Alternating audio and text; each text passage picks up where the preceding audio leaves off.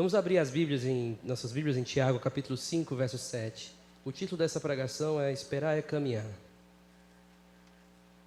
Tiago, capítulo 5, nós vamos ler do verso 7 até o verso 12.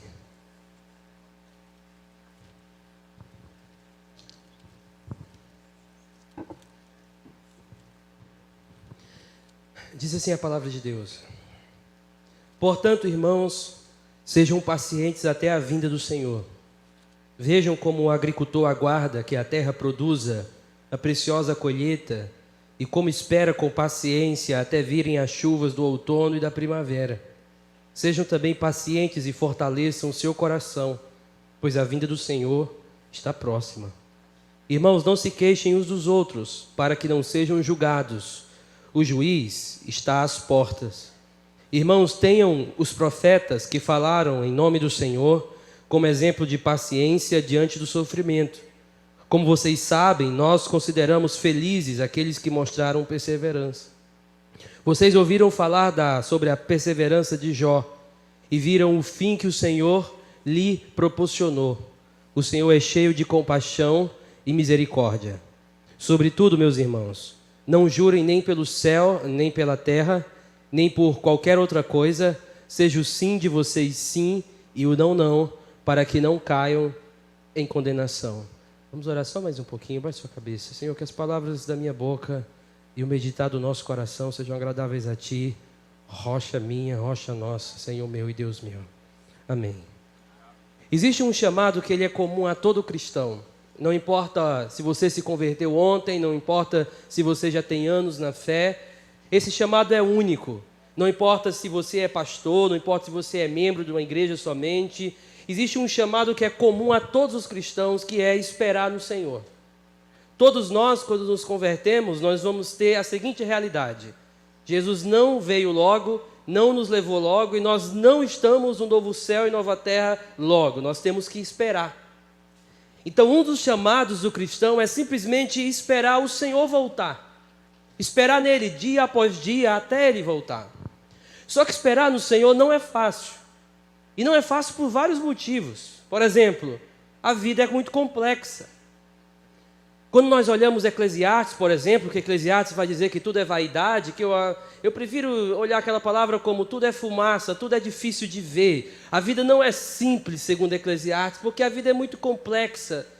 E o fato é que essa vida complexa, que a gente não sabe muito bem o que vai ter amanhã, a gente não sabe muito bem como nós vamos estar amanhã, tudo isso deixa cada vez mais a espera no Senhor mais complexa ainda, porque a gente é limitado, a nossa visão é limitada. Então esperar no Senhor é difícil porque a vida é complexa, isso piora. É difícil também porque o diabo existe. E se você não sabe, o diabo não tira férias, o diabo não para, ele está todo o tempo ali fazendo o trabalho dele. Então, esperar no Senhor também é complicado porque o diabo ele não dá trégua, é difícil. Só que existe uma terceira coisa que complica mais ainda a nossa espera do Senhor, que é o pecado que ainda resiste, ainda mora em nosso coração, em nossa vida. O que faz com que a gente muitas vezes erre com o Senhor, muitas vezes peque para o Senhor, muitas vezes o nosso coração não está no Senhor, nossas motivações elas não estão no Senhor, e tudo isso vai complicando cada vez mais essa nossa espera. Então esperar no Senhor não é fácil, tem as suas complicações. E é isso que Tiago está falando nesse texto no final, a necessidade dessa espera.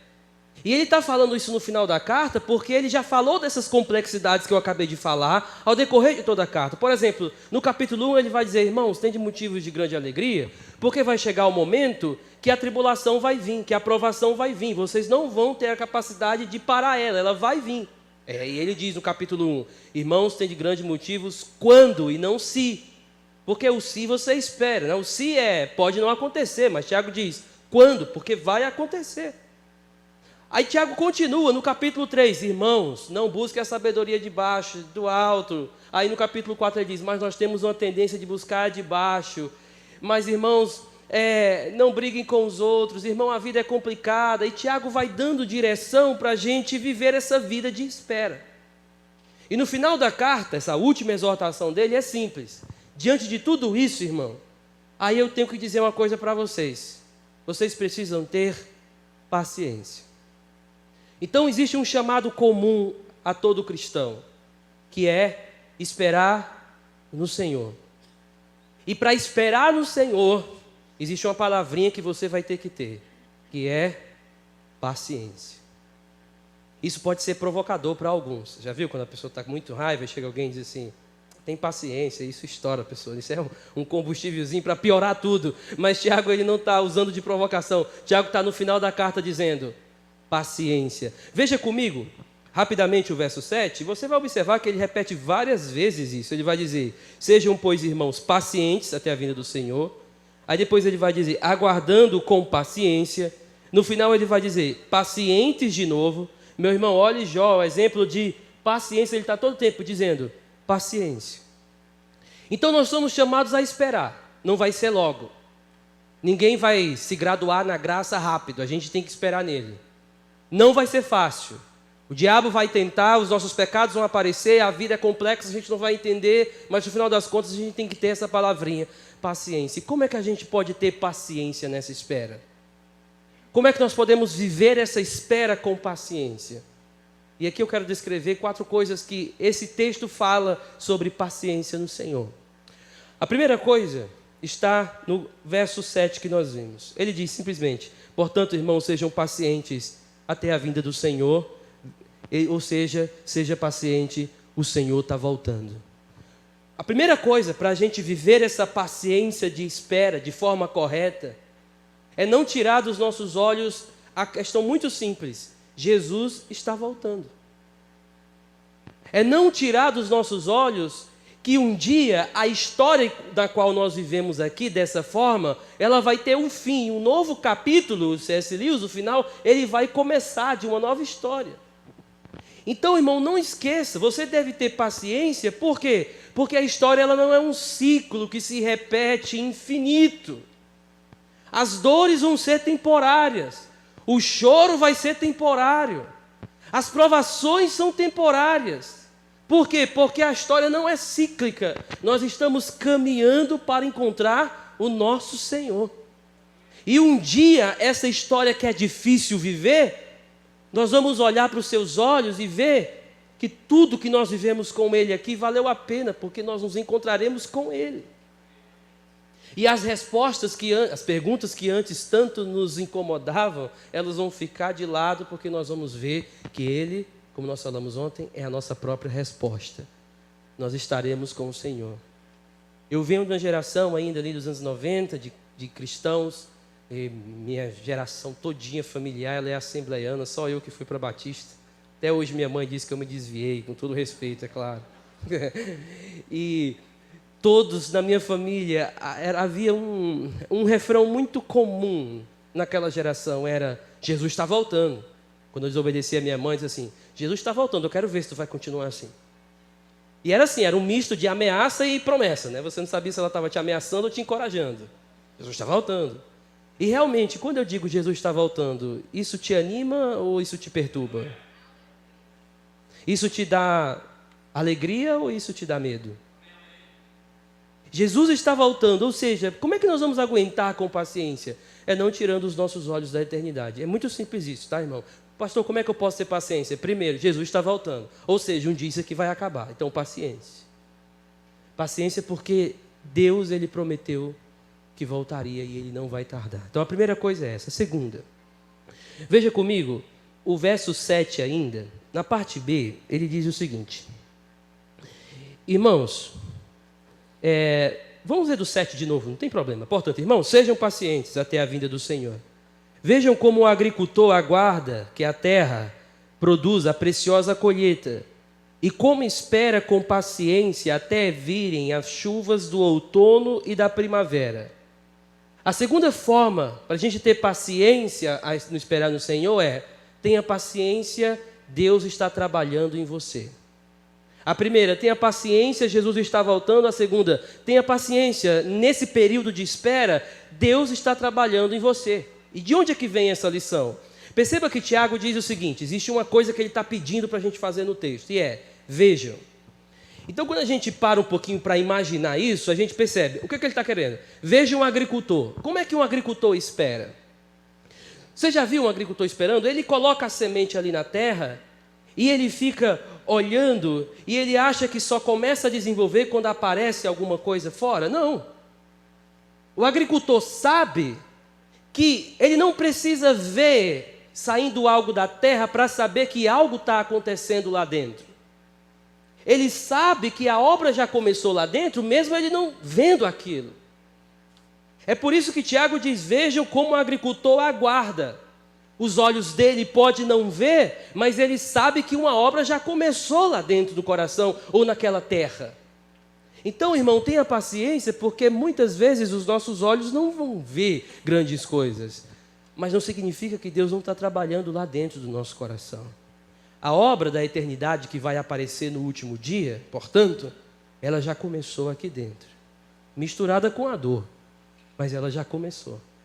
Então tenha paciência. Jesus está trabalhando em você. Nesse sentido, esperar no Senhor não é como você estar numa sala de espera de um médico. Sabe que quando a gente está na sala de espera de um médico, a gente fica lá esperando, algo só vai acontecer na gente, ou de uma cirurgia, depois que a gente entra lá na sala dele. Mas esperar no Senhor não é essa espera passiva. O que Tiago está dizendo é que enquanto a gente aguarda, uma obra já começou. Enquanto a gente espera o Senhor voltar, Ele já está trabalhando em nós. E Ele vai trabalhando em nós, às vezes, sem a gente perceber. Uma vez uma irmã chegou para mim, ela tinha perdido um filho, e ela disse para mim, pastor, é tão difícil ver o Senhor trabalhando em algum momento da minha vida, parece que Ele me abandonou e tal. E eu disse, irmã, olha, deixa eu dizer uma coisa. Eu sei que às vezes é difícil ver. Às vezes a gente não vai ver. Mas Deus está trabalhando, mesmo quando a gente não vê. O C.S. Lewis, de um livro que ele tem um livro que ele é bem pesado, esse livro do Lewis, que se chama Anatomia de uma Dor, um luto em observação. E ele está descrevendo o luto que ele tem depois que ele perdeu a esposa dele, chamada Joy. E na primeira parte do livro, é um livro pesado, onde Lewis diz que Deus o abandonou, onde Lewis disse que quando mais precisou de Deus, Deus fechou a porta na sua cara. Ele está extremamente indignado, Lewis, e da segunda parte do livro ele começa a pedir perdão de tudo que ele falou. E ele diz o seguinte, Senhor, muito me perdoa, porque os meus olhos estavam cheios de lágrimas, e por eles estarem marejados de lágrimas, eu não conseguia ver o teu agir em mim. E é isso que muitas vezes vai acontecer. Na nossa espera, a gente pode pensar que Deus não está trabalhando. Mas o trabalho de Deus é esse. É como o do agricultor. Fora pode não aparecer muito, mas dentro a obra já começou. Então nunca esqueça disso. Tenha paciência. O Senhor está trabalhando em você, mesmo quando você não conseguir ver o seu trabalhar. Eu conheci um pastor, um missionário, quando a gente trabalhava em missões lá pelo Nordeste, que ele disse que uma vez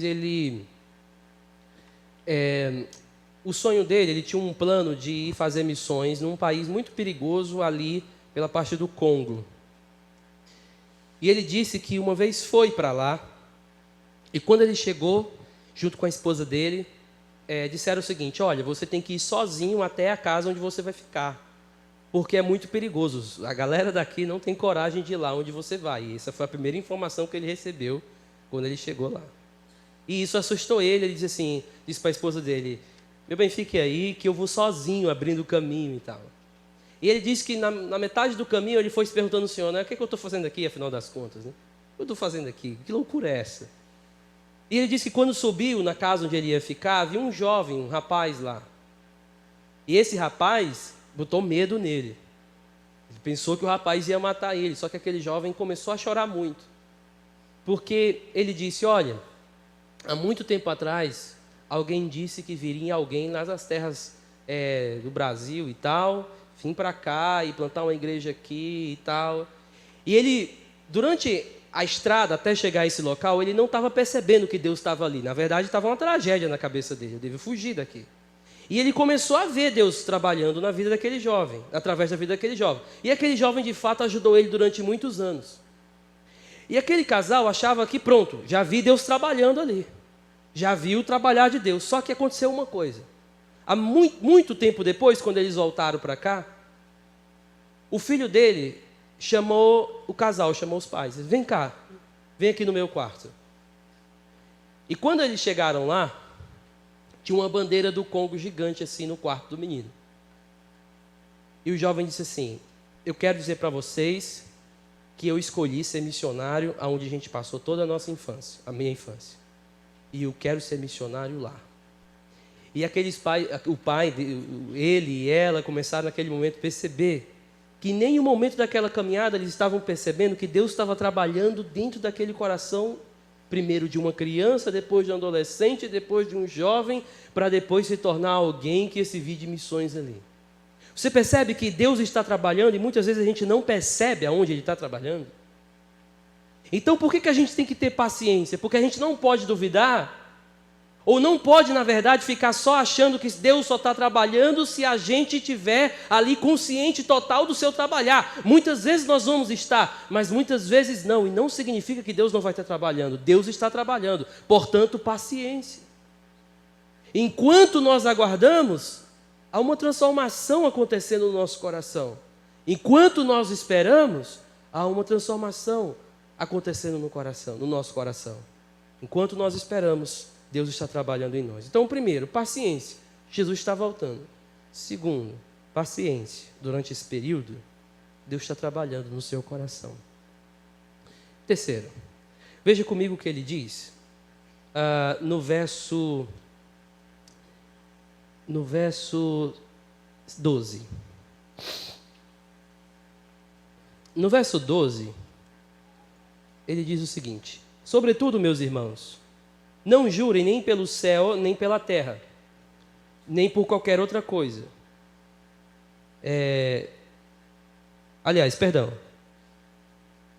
Desculpa, verso 9, eu pulei para o último ponto aqui, misericórdia. Verso 9, volta.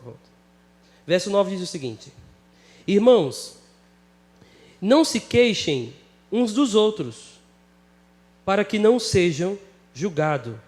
O juiz está às portas. Então a primeira lição é: tenha paciência, Jesus está voltando. Segundo, tenha paciência, Deus está trabalhando em você. Terceiro, tenha paciência com os outros, porque os outros também estão no processo.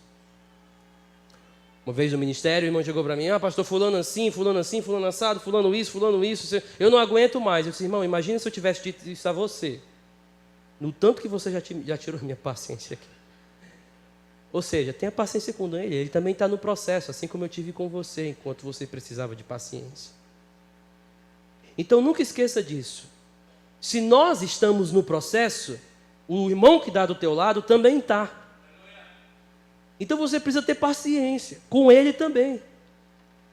Porque às vezes a gente tem paciência naquilo que a gente é errado, mas naquilo que a gente se acha santo, a gente fica cobrando os outros que eles sejam da mesma forma. Por quê? Porque a gente acha que o outro tem que ser perfeito. Eu posso errar, mas o outro tem que ser perfeito comigo. Então nunca esqueça disso, paciência com os outros, porque os outros também estão no processo. E a fé, ela não é igual para todo mundo. Existe gente que vai ser mais lenta. Eu me acho muito lento na fé, irmão. Eu acho ele meio lento, meio devagar, pelo amor de Deus. A gente julga muito Pedro, né? Mas às vezes eu me acho mais Pedro do que João. Não vou mentir com você, não. Porque olha os discípulos, olha como Jesus trata João, olha como Jesus trata Pedro. Pedro diz assim: ei, Jesus, e João? Quanto a ele, não te preocupa, fica aí com você. Ou seja, Jesus trata Pedro de uma forma, João de outros, discípulos de outros, porque nem todo mundo está na mesma velocidade, nem todo mundo está no mesmo ponto da fé. Então isso exige paciência na igreja. Durante uma igreja, para aguardar com paciência o Senhor voltar, significa justamente isso, ter misericórdia com o outro, porque o outro vai errar, porque nós vamos errar. E se nesse processo a gente não tiver paciência para entender o processo, vai gerar confusão e conflitos, que é o que Tiago vai trabalhar no capítulo 4. E esses conflitos vão surgindo na igreja, vão dividindo a igreja. E a comunidade de espera se torna uma comunidade de divisão, sem paciência um com o outro. Então, esposa, tenha paciência com seu marido, tá? Às vezes é difícil ele entender algumas coisas mesmo, tá? O homem tem a sua lentidão, calma aí. Maridos, tem paciência com sua esposa, ela também está no processo. Então a maneira que você trata as falhas dela tem que ser como alguém que sabe que ambos estão no processo. Pais, tenham paciência com os seus filhos, para que a forma que vocês falem com seus filhos não mais machuquem e não, na verdade, os edifiquem. Entendam, eles, como ninguém dentro da casa, estão no processo também. E se você trata eles como alguém que já terminou tudo, que já se graduou na graça, você é um hipócrita. Então entenda, todos nós, tenha paciência com seus líderes. Tenha calma. Às vezes a gente olha para os nossos líderes, não, o líder tem que ser perfeito. Não, o líder errar, o líder falhar, o pastor passou por mim, não falou por mim, ele me odeia, ele me detesta, ele não me quer. E a gente vai cobrando certas coisas como se a gente estivesse numa igreja cheia de gente 100%. Mas eu não sei se isso vai te ofender, até perdão se te ofender, mas não esquece disso, está todo mundo no processo, tá? Uns mais lentos até do que outros, isso a gente tem que admitir. Então, tenha paciência, Jesus está voltando, tenha paciência, Jesus está trabalhando em você, e tenha paciência com o outro, porque Deus está trabalhando também no outro. E todos nós estamos no processo. A quarta coisa, observe, que é no verso 10.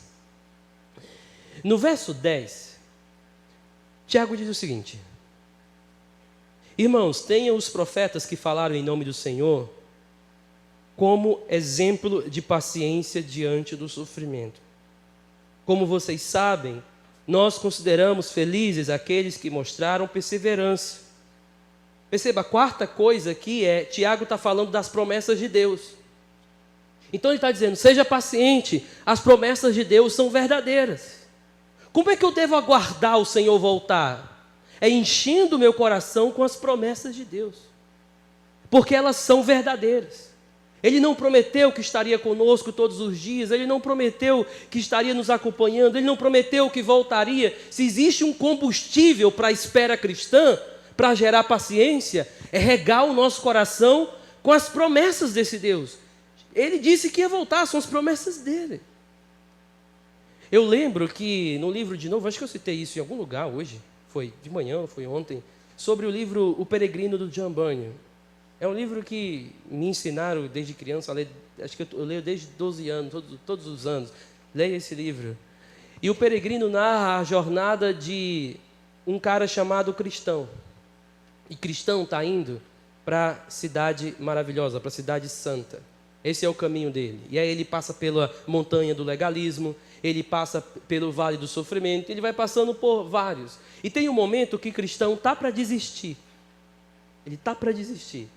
E aí ele encontra uma grande casa. E nessa casa ele começa a ver que a marca dessa casa era que na parede dessa casa tinham vários quadros assim, vários quadros. E aí ele perguntou para o porteiro, o que são esses quadros? Ah, esses quadros são os outros santos que passaram por aqui. E onde é que eles estão? Eles estão numa cidade maravilhosa. E ele começou a dizer, esse aqui Deus fez isso e isso por ele. Isso aqui ele fez isso e isso aqui por ele. E aí ele pergunta assim, como é que eles conseguiram chegar lá? É porque quando eles passaram por aqui, eu lembrei a eles das promessas daquele que espera eles na cidade maravilhosa. Então deixa eu dizer uma coisa para você. Se no desânimo do caminho, se com o desânimo no caminho você se encontrar, é necessário que a gente aprenda a regar o nosso coração com as promessas de Deus. É como os profetas. Ele está dizendo, olha os profetas. Olha para a história de Jeremias, né? Jeremias, um profeta que dá pena. Chega um momento que você diz assim, Deus, para isso aqui nele. O cara foi jogado num poço. E aí ele fica assim, cadê as promessas de Deus? Aí ele fica pedindo para Deus antecipar. Vai Deus, senão eu vou morrer aqui, vai lá. E não acontece nada. Olha Abraão nas promessas de Deus. Então todos estavam assim. Eu lembro que eu estava aconselhando uma vez, uma jovem, ela estava com uma depressão muito forte. E eu não fui lá para curar a depressão, a gente da igreja não foi lá para nada disso. Quando eu cheguei lá, ela estava meio que indignada com o Senhor até. E tudo que eu falava, ela dizia assim, ó, eu já sei, pastor. Eu já sei, pastor. E isso a tarde inteira. Eu disse assim, bom, já não sei mais, né? Já foi tudo. E eu disse assim, deixa eu fazer uma coisa, deixa eu ler aqui algumas coisas na Bíblia para você, você não precisa falar nada, fica só em silêncio, não fala nada, em silêncio, né? E eu comecei a ler as promessas de Deus para ela. Quem Deus é. Escravei nas palmas da minha mão, comecei a ver. E aquela cara ranzinza, assim, naquele caso específico, eu comecei a ver uma lágrimazinha assim. Aí eu disse assim, o que está acontecendo aí? Ela, nada. Aí eu disse assim, peraí, não é nada? Estou maluco? Estou cego agora? O que está acontecendo no seu coração? Eu não sei, mas isso me toca de alguma forma. E eu disse para ela, porque isso aqui são as promessas de Deus. Irmãos, nos nossos momentos difíceis, as realizações podem demorar, e é nesse momento onde a gente deve colocar o nosso coração nessas promessas. Deus prometeu muitas coisas para nós. Não são sobre carros, não é sobre mansões, não é sobre dinheiro, não é sobre você estar no palco e os outros que te humilharam na plateia. Não é sobre nada disso. As promessas de Deus são sobre Ele mesmo. Ele dizendo, eu sou o seu pai. E a forma que eu te olho não é a forma como qualquer um, é como um pai olha para um filho. Essa é uma das promessas de Deus. O olhar de Deus não é passivo. Ele me olha como um pai. Uma vez eu escrevi um textinho que foi assim, eu já vi montes caírem, já vi cidades serem destruídas, eu já vi montes desabarem, mas eu nunca vi nenhuma vez o teu amor falhar e a tua misericórdia desistir. Isso se chama promessa de Deus. Então, durante a nossa caminhada, a gente pode sofrer uma amnésia das promessas. E é nesse momento que você precisa regar o teu coração com essas promessas. O Spurgeon, ele dizia sobre Salmos, que ele dizia assim, Deus é tão maravilhoso que Ele nos deu uma linguagem pela qual a gente pode sofrer através dessa linguagem. Olhar para Deus e dizer, onde é que Tu estás, Senhor? Você prometeu isso e clamar pelas promessas dEle. Então nunca esqueça disso.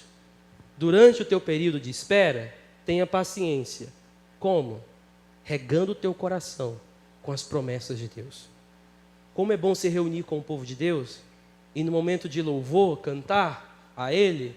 E quando nós cantamos, nós começamos a regar o nosso coração com essas promessas. Que durante a semana a gente tende a esquecer. Por quê? Porque a gente prefere ouvir o nosso evangelho pregar sobre nós. E a gente esquece do evangelho que é sobre Ele e sobre as promessas dEle na nossa vida. Então tenha paciência, as promessas de Deus são verdadeiras. Se Deus prometeu tudo que Ele prometeu, Ele vai cumprir, porque Ele é fiel, Deus é fiel. Então, se eu posso consolar o teu coração de alguma forma, se você estiver passando por uma coisa difícil, eu sei que nem todos podem estar passando por algo difícil, eu não vou te prometer que amanhã vai parar, eu não posso te prometer que amanhã vai mudar, eu não posso te prometer que depois que passar a hora de hoje, tudo vai ser diferente, eu não posso prometer isso não. O que eu posso prometer é que o Deus que é fiel hoje, Ele vai ser fiel amanhã, porque Deus é fiel. O que eu posso te prometer é que Deus é constante. Você já pensou nisso, na constância de Deus? Que desde a eternidade Deus te ama da mesma forma, da mesma intensidade do que Ele te ama hoje. E não mudou, porque Ele é constante, é esse Deus. Isso se chama promessa de Deus, e é assim que a gente espera. É assim que paciência é gerada no nosso coração, é quando a gente mergulha o nosso coração nas promessas de Deus. É quando a gente entende essas promessas e assim mergulha nelas. Então, não esqueça disso. Seja paciente. Jesus está voltando. Seja paciente. Jesus está trabalhando em você. Seja paciente com os outros. E seja paciente. As promessas de Deus são verdadeiras. Agora, antes de pular para o próximo ponto, veja o que ele diz no verso 11. Parte B. Ele diz assim, vocês ouviram falar sobre a perseverança de Jó. Viram o fim que o Senhor lhes proporcionou. O Senhor é cheio de compaixão e misericórdia. Por que eu acho isso interessante? Porque quando a gente olha para o livro de Jó, a gente acha o seguinte, Jó só perseverou porque ele tinha essa habilidade de perseverar. A gente olha para Jó e diz assim, não, pastor, Jó é Jó, né? Eu sou eu, mas olha Jó, olha a habilidade que ele tinha. Só que quando a gente chega em Tiago, Tiago diz assim, olha como Jó perseverou. Só que ele diz assim, ele perseverou por quê? Porque ele foi alvo da misericórdia de Deus. A perseverança de Jó não veio de uma habilidade por ele mesmo. Aquela perseverança era fruto da misericórdia de Deus na vida de Jó. Assim, como é que eu sei que eu vou continuar no caminho? Porque nós somos alvos da misericórdia de Deus. Isso é promessa de Deus e é com isso que a gente tem que regar o nosso coração. Agora, quinta coisa e última. Ele diz o seguinte, sobretudo, meus irmãos, não jurem nem pelo céu, nem pela terra, nem por qualquer outra coisa. Seja o sim de vocês sim e o não, não, para que não caiam em condenação. Quinta lição: seja paciente, mantenha-se íntegro. Durante a espera, se mantenha íntegro. E o que é que isso tem a ver com esse texto? Perceba que ele diz assim: não jurem nem pelo céu, nem pela terra. Aí depois ele diz: seja o sim de vocês sim e o não, não. O que ele está querendo dizer? É o seguinte: você já viu aquela pessoa que quando a gente tenta marcar alguma coisa com ela, a gente marcou uma vez, ela não foi, marcou outra vez, não foi, aí você fica assim: ei, vai dar certo aquele dia? Aí a pessoa: vai. O que ela tem que dizer agora? Eu juro.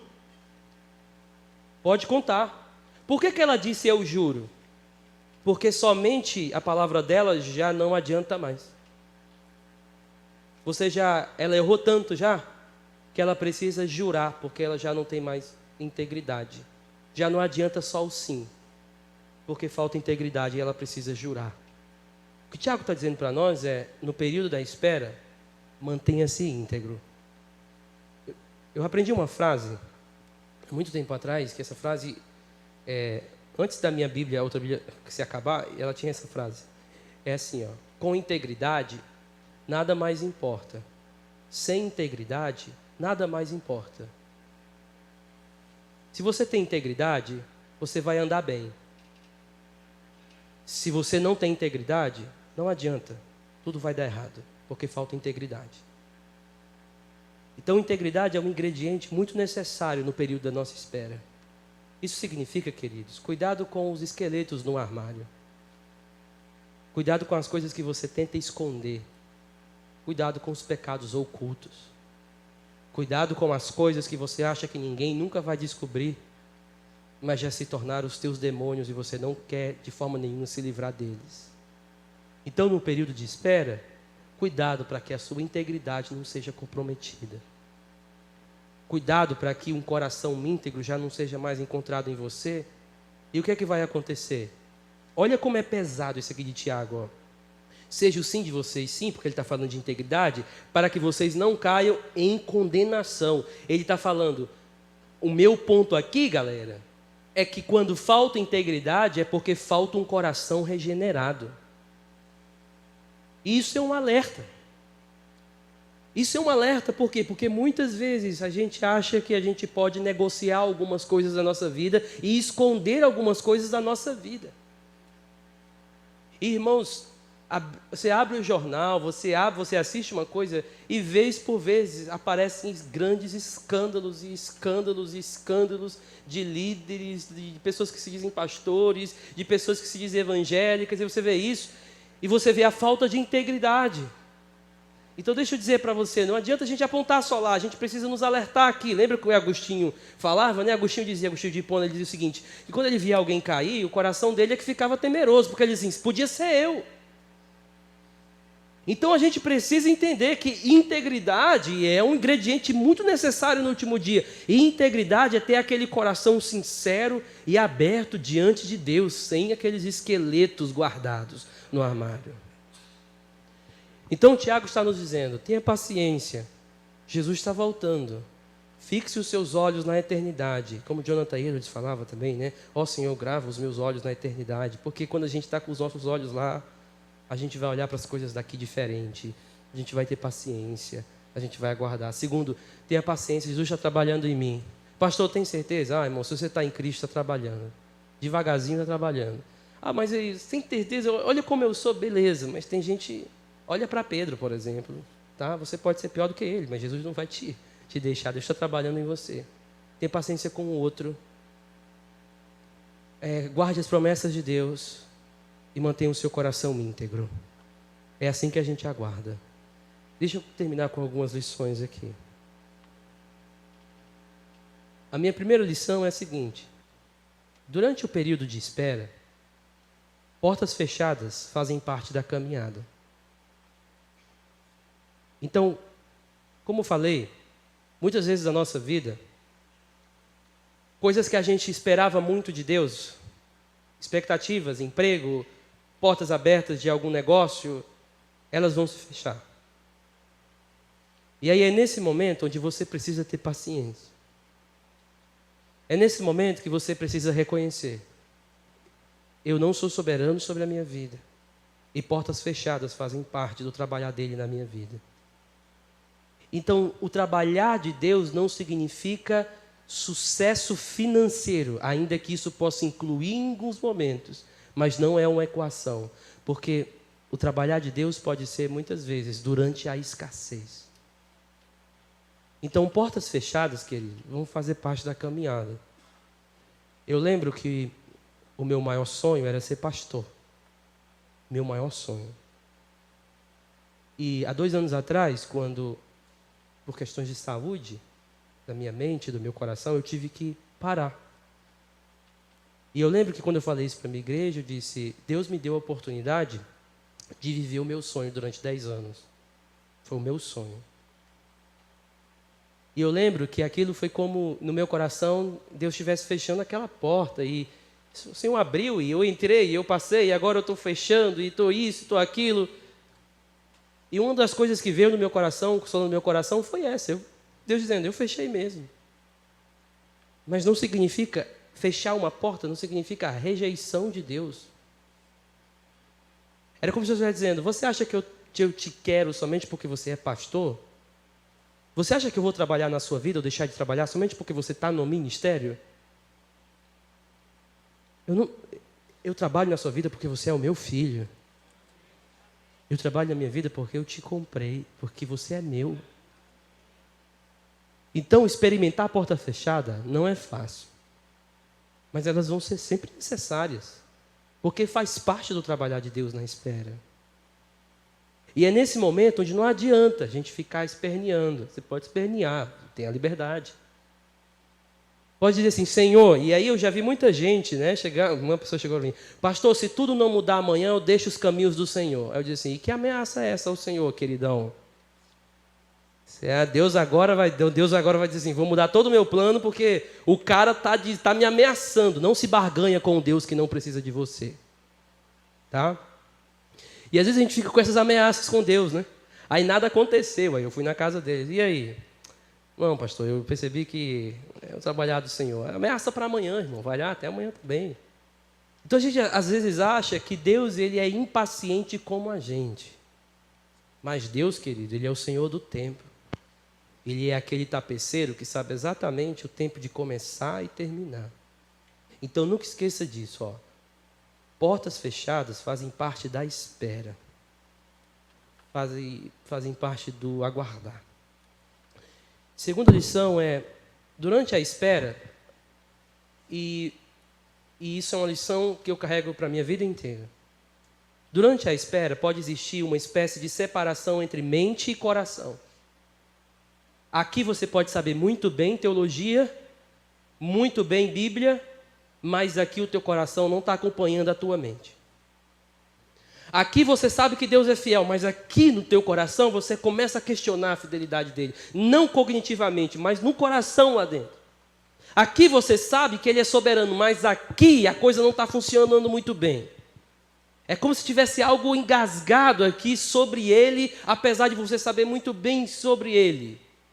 Então, durante a tua espera, pode existir essa tentação, pode existir essa briga entre mente e coração. E aí, pastor, o que eu faço?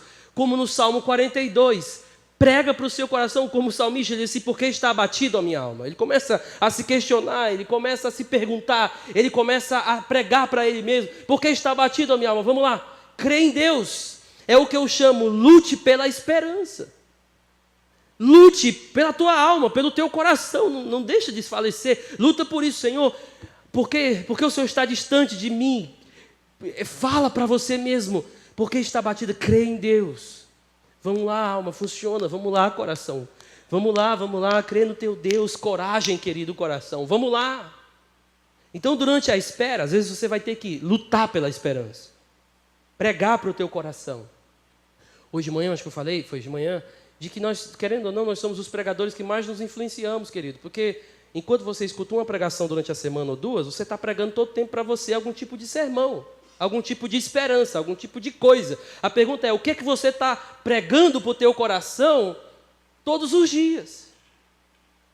O que é que você está falando, que tipo de esperança você está apresentando para o teu coração? Então, durante esse período, às vezes não vai funcionar isso aqui. Inclusive, na maioria das vezes, não vai estar funcionando muito bem não, essa conexão. Mas briga, luta pela esperança. O lamento é para isso. Se coloca diante de Deus. Pregue para você mesmo. A última coisa que eu queria colocar aqui como lição é: aprenda sempre a dizer obrigado, Senhor. Ou tenha sempre o máximo de gratidão pelas mínimas coisas. E eu não estou dizendo somente pelos momentos bons, mas aprenda a agradecer Ele por momentos onde você também vê que a coisa está apertada, difícil. Durante a tua espera, aprende a dizer a Ele o seguinte: Senhor, as coisas não vão bem. O meu coração não vai bem. A minha alma não vai bem. Mas eu estou bem com o Senhor.